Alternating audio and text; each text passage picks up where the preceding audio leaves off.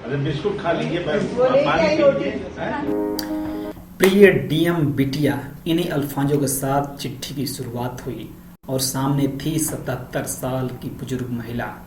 आगे चिट्ठी में क्या लिखा था और उसे किस प्रकार डीएम साहब को झकझोर देगी, चिट्ठी के चंद लाइन पढ़ते ही डीएम साहब अपने आप को रोक नहीं पाई और आकर बुजुर्ग महिला को गले लगा ली। जिसे बेटी कहा था उसका स्पर्श पाते ही दादी माँ के आंसू छलक पड़े और डीएम साहिबा भी अपना पद और ओहदे को छोड़कर इस प्रकार से मिलने लगी जैसे कोई बरसों से अपने बिछड़े संबंधी से मिल रहा हो। आश्रम में छुड़वा दे आपको, अच्छा लगेगा। सवाल ये कि कौन है बुजुर्ग, आखिर में चिट्ठी में ऐसा क्या लिखा था कि डीएम साहिबा कुर्सी छोड़कर खड़ी हो गई। चिट्ठी की स्टोरी भी आपको बताएंगे, पहले जान लीजिए ये मामला है क्या। ये वीडियो यूपी के कानपुर से सामने आया है। जिस बुजुर्ग महिला को आप देख रहे हैं वो जिले के भोगनीपुर तहसील के धोगलपुर गांव से चलकर डीएम बिटिया से मिलने आई थी। बुजुर्ग महिला की उम्र 77 साल है, नाम है कुसुम सिंह। ये बुजुर्ग महिला डीएम नेहा जैन के पास फरियाद लेकर आई। फरियाद बेटे और बहू के खिलाफ लेकर आई। बुजुर्ग महिला ने नोटबुक के एक पेज पर चिट्ठी लिख रखी थी, लेकिन यह चिट्ठी बेहद खास थी। खास इसलिए कि जिसकी शुरुआत आम लोगों अधिकारियों को संबोधित करके नहीं लिखी गई थी, जबकि इसमें भावनाओं का संस्करण था। बुजुर्ग ने लिखा था, मेरी प्रिय डीएम बिटिया से पत्र की शुरुआत की थी और आखिरी में लिखा था, मेरी शुभकामनाओं सहित आपकी दादी माँ। अरे बिस्कुट खा लीजिए। रोटी लेके आई अपनी। चिट्ठी के बीच में क्या लिखा था वो भी आपको बताएंगे।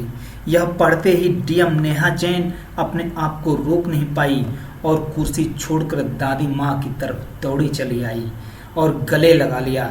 डीएम साहिबा इस बात से हैरान थी, क्या यह बुजुर्ग महिला के ही हैंडराइटिंग है, क्योंकि जिस लहजे में ये पत्र लिखा गया था उसमें से कुछ उससे भी खूबसूरत उस पत्र की हैंडराइटिंग थी।